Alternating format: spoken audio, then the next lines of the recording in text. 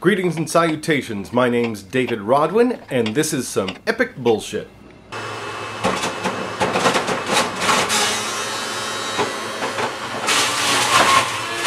Hey, it's day 2. I'm feeling a little bit sluggish this morning, and I have a tickle in the back of my throat.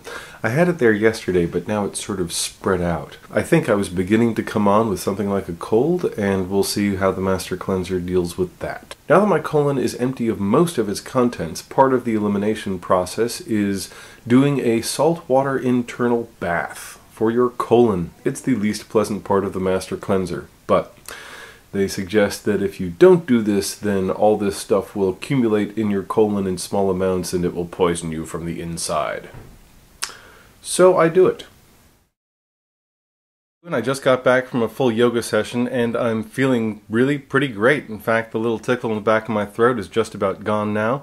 Yesterday I ran for half an hour and I felt good after that, which is actually kind of impressive because it's the longest I've run since November. And I'm hoping this continual exercise while on the Master Cleanser will actually make me burn more fat and develop more muscle as opposed to just wasting away. So it's day 3 of the Master Cleanser and I'm still alive. In fact, I just got back from yoga, so that's exercising 3 times in 3 days. Far better than my usual average, and it was a different kind of yoga session for me. First of all, no one else showed up, so it turned out to be a private lesson, and that's never happened to me that I was the only person in class.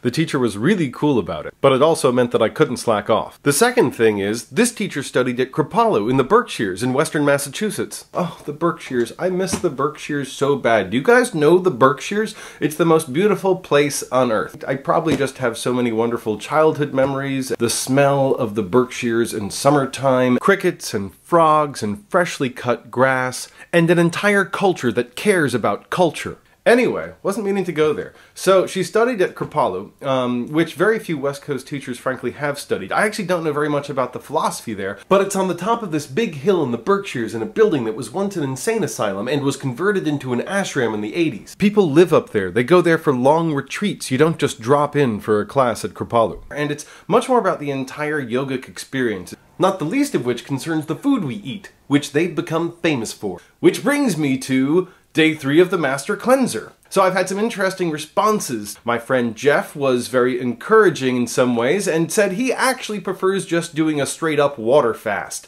I asked him for how long. He said 10 days. And it's funny, in my mind the idea of doing a straight up plain water fast is crazy. It's like, I'm not Gandhi, why would I only drink water? At the same time, the Master Cleanser really is not that much different from your average water fast. Basically, as Jeff pointed out, the main difference is I get about 500 calories from the most basic sugars. Now the other responses I've had are from friends who are very concerned about me, and sometimes they just left messages saying, "Don't do it." And listen, I totally appreciate their concern. But here's the thing.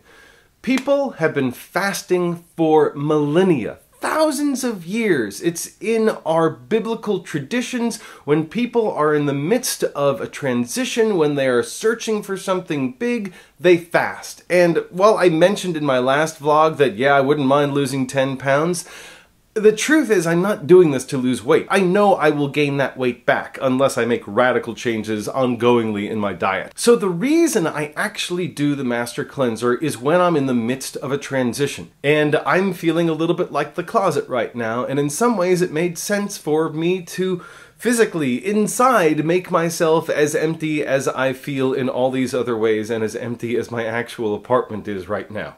And it provides a real material sense of hitting the reset button on my life. It's a Sabbath for your internal organs. And one of the revelatory parts of the Master Cleanser for me was that I can actually give my stomach, my kidneys, and my liver a rest as well. It's something that had not occurred to me before. I thought I need to eat every day or I will die. And when you get to day 3 of the Master Cleanser and you're like, oh my God, I haven't eaten any food and I'm still breathing, I'm still here, it's kind of an amazing feeling. To tell you the truth, by the time you get to day 5, you start walking around feeling superior to everyone that you pass on the street. You're like, you need food?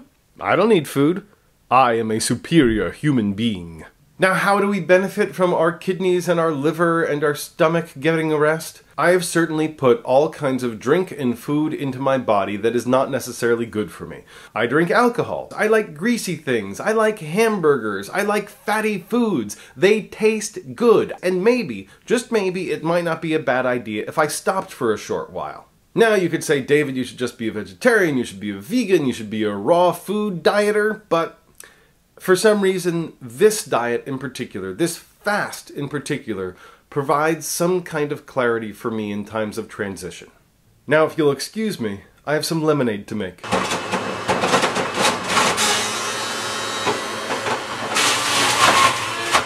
My name's David Rodwin, and this was some epic bullshit. The other thing is that at the end of my yoga class today, my yoga teacher just did a little reading, which is fairly rare. I haven't been to many yoga classes where they actually take out a book and read a little something. And the reading was, life is not about answers. It's about learning to live in the middle of complete uncertainty and doing so gracefully.